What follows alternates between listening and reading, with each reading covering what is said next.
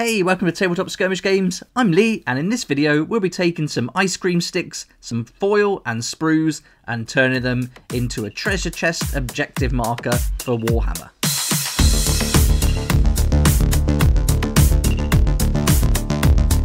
We're going to make our objective marker on a 40mm base, and this is Tabletop Scenics from TT Combat, and I picked these up at Element Games, and I've got some ice cream sticks here, and an old foil from a pie. Those are our main ingredients for the treasure chest itself and the base it's going to go on.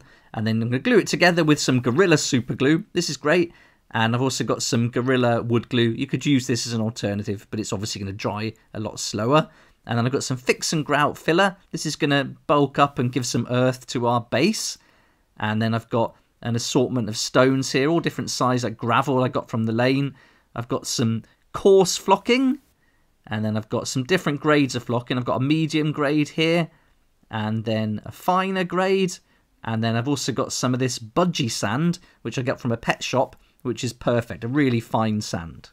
I'm going to use this metal ruler to help me cut through these ice cream sticks, and a sharp blade as well. I've got like a little mini Stanley blade here, which is perfect.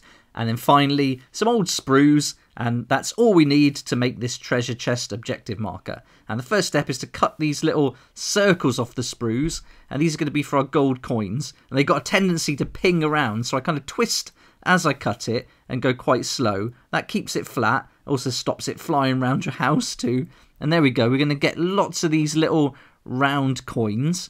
And then I'm just going to trim them up a little bit and neaten them up. We're only going to use one side facing up, but I still want it to be as neat as we can for the finished article. And I've cut a load out there, and I just measured enough to cover the base, and then I know I'm going to have pretty much enough to do it all. So now I'm going to make the little treasure chest, and the curves here, they're going to be the sides of the lid. Trim this up to make it nice and straight, so I'm going to get rid of these bits on the side. And I'm just slowly scoring with this knife. I'm not trying to cut through, and I'm not putting really hardly any pressure at all, so I won't slip. Just being super careful with these. And then just scoring it along. And then once that's scored, we'll be able to just snap that off. You can also use some clippers to go along as well if you want. So we just score it with a knife and then tear it, or use the clippers. And we want it quite rough. This is a buried treasure chest that's been dug up, so we can get away with it being scruffy. And I just repeat that on the other side.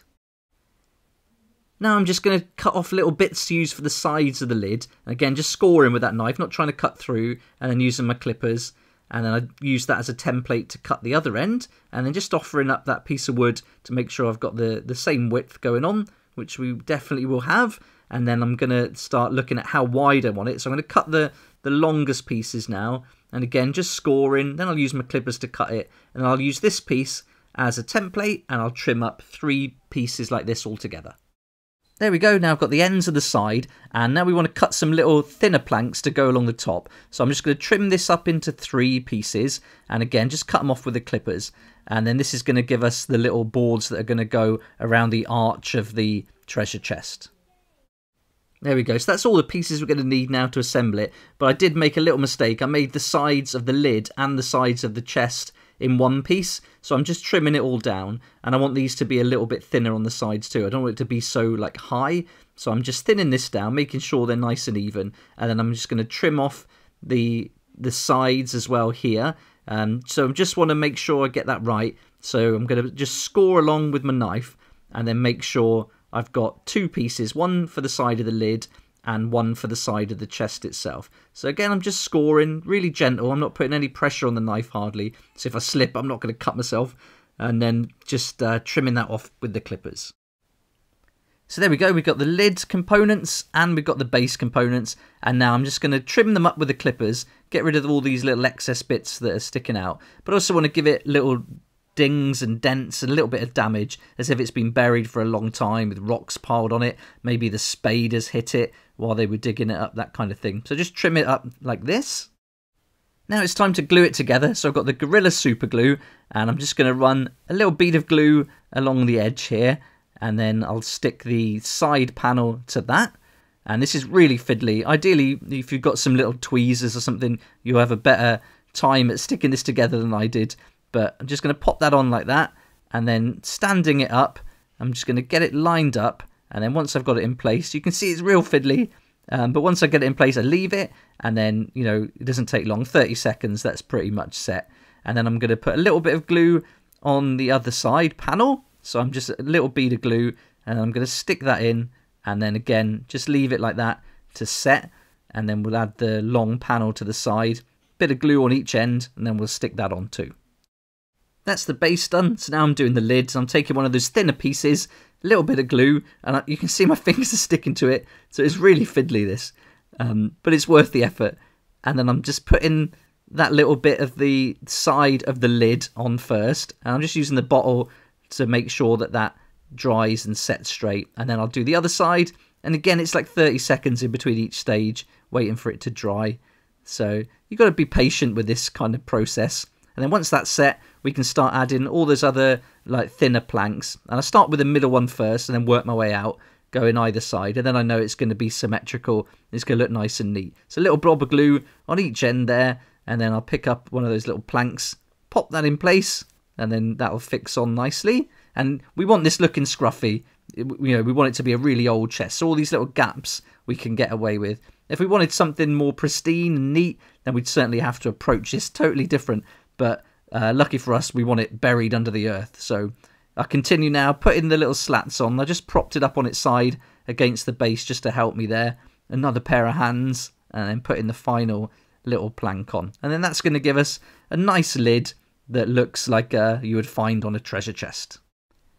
And there we go. There's two parts of our little chest. Super fiddly, but we got there. We got it stuck together, and now we're ready to go on to the next stage, which is cutting some of this foil pie tray out, and we're going to cut a little bit of foil into strips. So I'm just taking the base off so it's nice and flat, and this is going to act as the kind of metal rungs, if you like, going over the top. And we'll also use a little bit for the lock-in mechanism, the keyhole, and the bands that go down the front of the treasure chest too. So just cut that into strips first. And then this is another fiddly part. We're going to glue these on over the top like that. And they're going to act as the kind of bands that hold it in place. And this is really fiddly. But I thought I'd leave in just how difficult it was, just to show you that it doesn't all go easy. So I'm just sticking it more to my finger than the actual wood. But we got there in the end. But yeah, it's not as easy as it looks. I've watched a few people make stuff like this, and they make it look easy. But it's really fiddly. I really need some tweezers here, some long tweezers. But you'll probably do a better job than I did here. And so in the end, I'm using a bit of sprue instead of my finger to glue it down. And it's a miracle I didn't glue myself to this. And now I'm just bending these all the way over just to get the shape. And then a little blob of glue on each end. And then that's going to hold these in place. Now I'll repeat that process on the front of the chest. Stick two in place, use that sprue. This is a great technique, using the sprue to push it down rather than your finger. And then I'm just going to trim that off once it's glued in place with the clippers. And then that's going to give us everything we need for our chest with the metal, except for the keyhole. So we're going to do that next. And there we go, you just see it pieced together now. It really looks like a ramshackle old kind of treasure chest you'd expect to be dug out of the earth. And another little blob of glue, and then we'll just put a little bit of that strip in place to act as a keyhole. So just stick that down like that. And again, I'm using my finger. And now I've got this tool, which is like a little mini screwdriver. And I'm just going to use that to dent up and give dings and dents and grooves to all this foil that's going over, just to signify how old it is. And also pop in a little hole that will kind of give us a little clue that this has got a keyhole, or it did have a keyhole until it was broken open and full of earth. And there we are. That's now kind of the right size, and that's how it's going to look size-wise on the base. I just want to cover up this little hole, so I've got a bit of that extra foil and some super glue. I'm just going to glue that down, and that's going to stop anything running down through that gap. And now we've got everything, our coins, our chest, and our base. So it's time to take the fix and grout, and then we're going to start adding that to the base to build up a little mound of earth.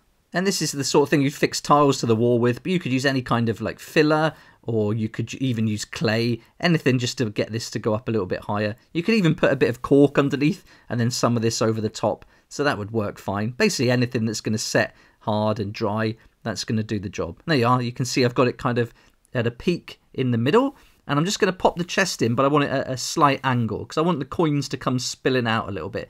So I'm just setting it in deeper on one side than the other.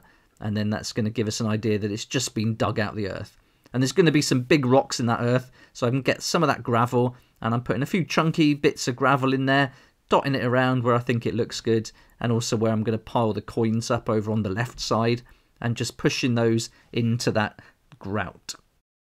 While that grout filler is still wet, I'm going to put on some of the coarse flock, and this is going to act like little rocks and stones. And then after that, I'll put on the medium grade flock. I didn't use the fine flock in the end, I felt I didn't need it. And so just put on the coarse and the medium flocking, and then I'm going to put on the budgie sand, and I'm going to put this all over, covering every part of that grout filler that we can see on the base. We'll give it a little tap just to get rid of the excess sand and flocking, and then there we go, that's this stage complete. And now we'll leave this to dry until we move on to the next stage. And now I'm putting a big thick amount of super glue right in the middle of the treasure chest, and I'm going to start dropping in the coins. I'm going to try and get them to land with the smooth side up, and once I've got a few in there, you're not going to see these right at the bottom. Once I get a few in there, I'll make sure it's much more tidy, and then with a little bit of sprue, I'll just poke it around, make sure it's bedded into that glue, and then once that's set, we'll add another blob of glue, and also start dotting bits of the super glue around where we want the coins to fall. And the idea is I want them spilling out of one corner of the treasure chest as if it's been opened and someone's dug their hands in and like pulled some coins out, and just like they're all like spilling out to the side. So having that little slight angle is all going to play into that. And there we go, we just got a little gap there that you can see, so I'm just going to fill in this little gap here with a few more coins just to make sure it all looks natural, like it's cascading down. But it was important to just start at the top and the bottom and then meet them up in the middle. A little bit more glue, and then we'll keep putting these coins in place until it looks just as we want it. Next, we're going to add a line of glue all along this back piece of the chest, and then we're going to fix the lid to it. And this glue is really great because it's almost like a gel. It's not really runny, and so it really holds it. It's kind of doesn't run off. It holds itself in place, and then you can just fix this on, and it's going to be really strong. And you'll see I'm kind of doing it real time this bit just to show how good this glue is. But there we are. I mean, that's held it in place straight away. And now we've pretty much got everything in where we want it. We've got our coins, we've got the lid on, we've got all the rocks and stones. And so it's time to start painting. Once that's all completely dry, we're going to start with the Abbaddon black, and any base black paint's going to do. And you could do it grey, it doesn't really matter. And I'm just going all over it with a nice thick coat. I chose to use black first just to give it a nice thick coat, and this Abbaddon black's really great for covering things like this. Then I took some lead belcher, and that's going to be for all the coins and also for all the bands of metal on the treasure chest. And I'm going through this painting bit quite quick, so we'll just go through it quickly just to give you an idea of how it was painted and which paints I used. And I'll put a full list of the paints in the description at the end of the video. Next is a layer paint Ushabti Bone, and I'm going to paint over the chest now. So all the woodwork I'm painting with this Ushabti Bone, and really important to make sure that that black underneath is completely dry. Next we're going to take some contrast wildwood. Again, make sure the Ushabti Bone's completely dry, and then we're going to put a nice generous coat of wildwood all over the wooden sections of the treasure chest. Next we're going to take some NAZDREG yellow contrast, and that's going to go on all the coins. So that lead belcher's dried completely now too, so the perfect time to give a nice coat of this NAZDREG yellow, and that's going to give us a real gold look to these coins. Then we're going to take a contrast GUILLIMAN flesh, and this is going to go over all the metalwork on the chest, and it's going to give us almost a brassy, bronzy, rusty look to it. Just dirty it up and make it look like it really has been buried for a long time. Then I've gone for some Ushabti Bone, and I decided to paint all the big rocks and stones.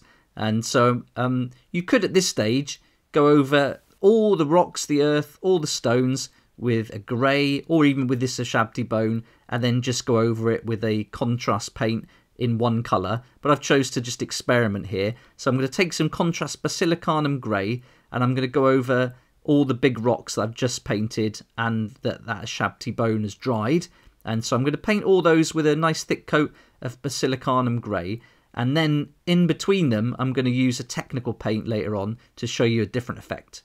And now I'm taking some layer Stormhost silver, and I'm dry brushing this on all the coins. And I also thought I'd practice some edge highlighting on the bands of metal on the chest too.